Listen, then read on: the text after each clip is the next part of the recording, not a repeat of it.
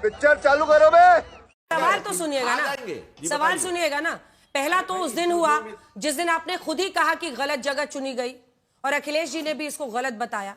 उसके बाद से अब डिफेंड किया जाने लगा, क्योंकि कांग्रेस पार्टी पहले तो खुद ही समझ रही थी कि इससे नुकसान होगा, क्योंकि देश के लोग वहां पर पहुंच रहे थे, अंतर्राष्ट्रीय लोग वहां पर पहुंचे हुए थे, the best of the industry AI में सारे लोग वहां पर पहुंचे हुए थे, जो कंपनीज है।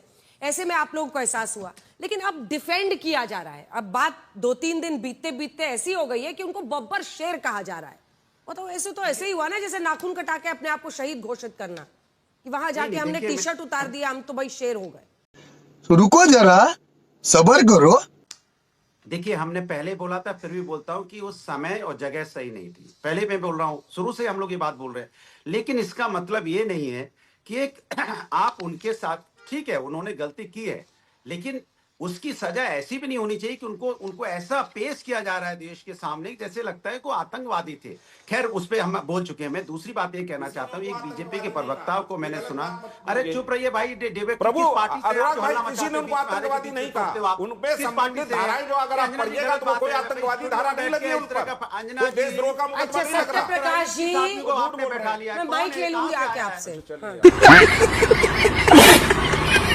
ये कहां से आया आदमी सबके बीच में बोल रहा है? कौन है भाई ये? चलिए अंजना जी, मैं भदौरिया जी भाई सहारे के बीच में इसका कंधे हो क्या? होना चाहिए। भदौरिया जी, ज्यादा डिस्टर्ब करने वाला देश में नहीं पाया जाता डिबेट में। सवाल ये है कि आपको जिस तो तरह दिया का जा एक सकता है बीजेपी के प्रवक्ता को मैंने सुना, कल भी सुन रहा था, वो कह रहे थे कि जिस तरह से वो जो कांग्रेस के प्रदर्शनकारी आए थे उनको वहां के लोगों ने पीटा, उसकी वीडियो दिखा रहे थे, उसको कह रहे थे मैं उसको इनाम दूंगा। तो अंजना जी, इसके मतलब कि अराजकता का माहौल देश के अंदर पैदा करना चाहते हैं। अगर कोई कानून तोड़ेगा तो सजा कानून देगी ना, कि जनता देने लग जाएगी। अगर ऐसा माहौल पैदा करेंगे तो हर कोई कहेगा, या अगर कोई गलत करेगा तो सजा जनता देगी। ये गलत बात है। और मैंने तब भी बोला था, फिर बोलता हूं, जो बीजेपी प्रवक्ता बार बार एक व्यक्ति की फोटो दिखाते हैं, कि उनको पीटने वाले की फोटो दिखाते हैं, अराजकता पैदा करना चाहते हैं समाज के, ये ठीक नहीं है। हम लोकतंत्र में विश्वास रखते हैं, हम संविधान और कानून में विश्वास रखते हैं। कोई गलत करेगा तो कानून सजा देगी, पुलिस पकड़ रही है ना, जेल में डाल रही है ना, लेकिन वो कौन, ये क्यों कहते हम इनाम देंगे, ये पकड़ा जाएगा तो? दूसरी बात, सवाल ये उठता है बार बार, वहां पे जिन लोगों ने, जिनकी वजह से देश का सम्मान गिरा, उनके खिलाफ कार्रवाई, अंजना जी क्या हुई? ये पूरा देश जानना चाहता है। ठीक, चलिए अब गौरव जी, आप दोनों की ही बातों का, दोनों जी की, भदौरिया जी और शर्मा जी की बातों का, विक्रम सिंह साहब भी फॉर्मर डीजीपी उत्तर प्रदेश के हमारे साथ जुड़ गए। विक्रम जी, एक बार गौरव जी बोल ले, फिर मैं आपके पास आऊंगी। जो धाराएं लगाई गई हैं, धारा 196, 197, 121(1), 132, 191, 192, दंगा करने के इरादे से उकसाना, ये कोर्ट में कैसे टिकेंगी? या अति उत्साह में बहुत सारी धाराएं लगाई गई हैं, इस पर मैं आपसे जवाब लूंगी। उससे पहले गौरव जी जवाब दीजिए। ये बड़ी अच्छी बात कही आप। सबसे पहली बात तो ये जान लीजिए, जो यूएपीए है, आतंकवादियों पे जो धाराएं लगती हैं वो तो यहाँ लगी नहीं है। लेकिन आप एक सवाल पूछ रही थी कि कोर्ट में क्या होगा, धारा कैसे टिकेगी। तो कई धाराएं हैं, लेकिन एक धारा का मैं उदाहरण दे देता हूं।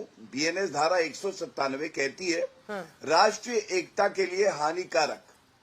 अब आप मुझे बताइए, जब पूरे दुनिया के वर्ल्ड लीडर्स यहाँ पे हैं, तब आप टी शर्ट उतार रहे हैं, पब्लिक ऑर्डर को डिस्टर्ब कर रहे हैं। आर्टिकल 19 अभिव्यक्ति की आजादी जो है अधीन है पब्लिक ऑर्डर के भी, मैंने ये बताया 3 साल की सजा हो सकती है। तो न्यायालय देख लेगा टिकेगी कि नहीं। लेकिन अभी तो उनको बेल नहीं मिली है और पुलिस रिमांड हुई है, पहली बात। दूसरी बात, देखिए कह रहे अराजकता का माहौल। अराजकता का माहौल तो तब होता है जब कांग्रेस के लीडर पवन खेड़ा हैं, राहुल गांधी हैं और तमाम नेता कहते हैं मोदी तेरी कबर खुदेगी। प्रधानमंत्री जी की कबर खोदोगे? बोलोगे प्रधानमंत्री कॉम्प्रोमाइज्ड है। अरे प्रधानमंत्री अगर कॉम्प्रोमाइज्ड होता तो राहुल गांधी को कब को उठा के ले जाते आतंकवादी।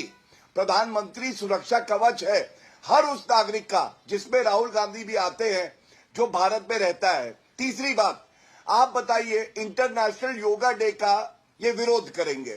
G20 समिट हुई, पूरे विश्व में वाहवाही हुई, इन्होंने विरोध किया। और कोविड की वैक्सीन भारत में निर्मित हुई, राहुल गांधी और सोनिया गांधी ने खुद तो लगा ली, जनता को कहा कि ये जो है सुरक्षित नहीं है। अच्छा, हमको सिखा रिया है। कॉमनवेल्थ गेम्स के समय तो बीजेपी ने भी प्रोटेस्ट किया था। गौरव भाटिया जी, एक सेकंड, एक काउंटर क्वेश्चन है। कॉमनवेल्थ गेम्स के समय में आपने भी भ्रष्टाचार के आरोप लगाकर प्रोटेस्ट किया था। मैं देता हूं, तो ऐसा थोड़ी है कि कोई चीज प्रोटेस्ट से ऊपर हो जाएगा, लेकिन जगह गलत है। और मैं उत्तर दे रहा हूं, सुनिए, पहले उत्तर दीजिए, पहले उत्तर दीजिए, आराम से दीजिए। अगर आप कॉमनवेल्थ में घोटाला हुआ था, पहली बात घोटाला हुआ था, ये आप भी मानेंगे। सुरेश कलमाडी के साथ क्या हुआ सब जानते हैं।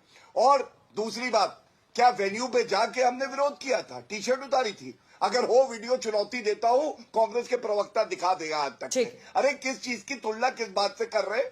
एआई समिट के वेन्यू में पहुंच गए, वहां हेड ऑफ स्टेट बैठे हैं, आप टी शर्ट उतार रहे हैं, नगमता का प्रदर्शन कर रहे हैं और तुलना कर रहे हैं कॉमनवेल्थ में जहां आपने घोटाला किया उससे।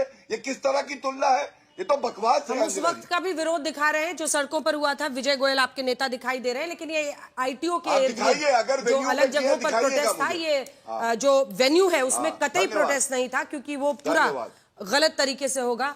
एक बार आ रही हूं सर, विक्रम सिंह साहब आपके पास मैं अब आना चाहती हूँ। बीएनएस की धारा 196, दो समूहों के बीच शत्रुता को बढ़ावा देना, 197 राष्ट्रीय अखंडता पर असर डालने वाले दावे। आपको लगता है सरकारी काम में लगे लोगों को जानबूझकर चोट पहुंचाना, धारा 121(1), आपको लगता है ये सब कोर्ट में टिक पाएंगे? अंजना जी नमस्कार, और सभी विद्वान पैनलिस्ट को मेरा नमस्कार। मैं अपने अनुभव के निचोड़ पे सकता हूं, केवल 3 धाराओं पर हम बात कर ले, बाकी भूल जाइए, बाकी भूल जाइए। 191 यानी राइटिंग, इसकी तो वीडियोग्राफी है इसकी। 193, 153 AIPC की पुरानी धारा, हेट स्पीच।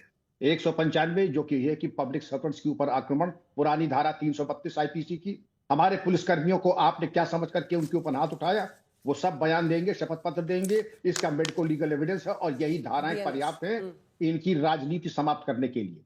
देखिए, आपने जो कृत्य किया है, आप आंदोलन करना आप पीसफुल तरीके से परमिशन लेके, परमिशन आपने ली नहीं, QR कोड भेद करके आपने प्रवेश किया, एक राय होकर के षड्यंत्र रहते हुए आपने वहां पे वो किया जिसने हमारी जो है बिल्कुल शर्मसार कर दिया देश को। बच्चियों और महिलाओं के सामने आप कमीज उतार रहे हैं। प्रदर्शन कीजिए, लेकिन ये भोड़ा प्रदर्शन, अश्लील प्रदर्शन, ये अस्वीकार्य है। लाखों करोड़ों रुपए खर्च हुए, निवेश हुआ, उसके ऊपर पानी फेरते हुए आप कहते नहीं ये शांतिपूर्ण प्रदर्शन है, हमारा संवैधानिक अधिकार है। संवैधानिक अधिकार अगर आपका है तो पुलिस का भी संवैधानिक उत्तरदायित्व है कि गुण दोष के आधार पर, साक्ष्य के आधार पर, बिना पूर्वाग्रह के इस पर प्रभावी कार्रवाई करे कि इस तरीके का भोड़ा प्रदर्शन और प्रदर्शन की आड़ में इस तरीके का नग्न नाच ये नहीं होना चाहिए। चल झूठा। आलोक जी जवाब दीजिए, क्योंकि मुझे लगता है कि जो प्रश्न मैं पूछना चाह रही थी लेकिन उसको ठीक से बोल नहीं पा रही थी, उन्होंने सही कहा। मगर क्यों? वहां पर महिलाएं, हर तरह के लोग थे। मतलब आपको भी लगेगा कि ये क्या है, और जरूर आया होगा आलोक जी, मैं ये जानती हूँ आपको मन में आया होगा कि ये क्यों किया। अभी मजा आएगा ना भिड़ो। मैं एक एक सवाल पे आता हूँ। शांतिपूर्वक प्रदर्शन था और हमें कॉन्स्टिट्यूशन में पूरी तरह से राइट है, लेकिन दुर्भाग्य यह है कि जो नंगई 4 दिन से चल रही है, मैं नंगई बताता हूं कि 2G के अंदर इतना बड़ा घोटाला हो गया और कोलगेट में इतना बड़ा घोटाला हो गया और अपनी सरकार आई तो सबको बरी कर दिया। इसको नंगई कहते हैं। 20 जवानों की शहादत हो जाए और उसके बाद चाइना को मोदी जी कहें कि क्लीन चिट देता हूं, इसको नंगई कहते हैं। यूएसए इसके लिए थोड़ी टॉप उतार दिया वहां पर आलोक जी सबने, उस पर आप एक बार भी जवाब नहीं दे रहे आलोक जी, ये गलत बात है ना। आप इवेट कर रहे हैं क्वेश्चन को। वेन्यू पे जाके क्यों किया सबके बीच? अभी बदत है भाई, अभी बदत है। मेरी बात पूरी हो जाने दीजिए। मेरे पास अब वो अनिल विज के मैं सारे फोटो लेके बैठ जाऊं, मेरी वो आदत नहीं। किसानों के हितों को अमेरिका के सामने गिरवी रख देना और यहाँ संसद में माला पहनना, इसको नंगई कहते हैं। अमेरिका की फटकार से रशिया से तू तेल खरीद लेना बंद कर देना, इसको कहीं ना कहीं नंगई कहते हैं। और शहादत पर मुझे वोट दे दो कि पुलवामा में शहीद होते मुझे वोट दे दो, इसको नंगई नंगई होती है। गौरव जी बोलने दीजिए, गौरव जी को कंप्लीट करने दीजिए। आलोक जी और गौरव जी सबको बरी कर दिया जाए। हमने